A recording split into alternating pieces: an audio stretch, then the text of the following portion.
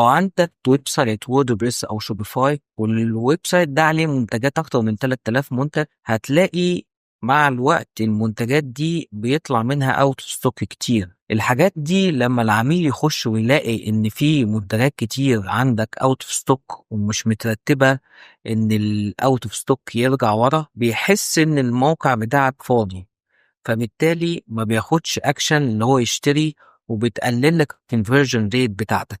لازم ترتب ان الاوت اوف ستوك يبقى داون، يعني المنتجات اللي هي بتبقى في الان ستوك في الاول، والاوت اوف ستوك يبقى في الصفحات الاخيره. لما العميل يخش هيحس ان الويب سايت فيه منتجات كتيره وان الاوت اوف ستوك قليل. لازم تعمل حاجه زي نوتيفاي مي، ان الحاجات الاوت اوف ستوك دي لما تطلع اوت اوف ستوك العميل يسجل الايميل بتاعه، بحيث ان انت اول لما تزود الستوك او تعمل المنتج ده اللي هو ان ستوك يتبعت ايميل للعميل بان المنتج ده متوفر دلوقتي.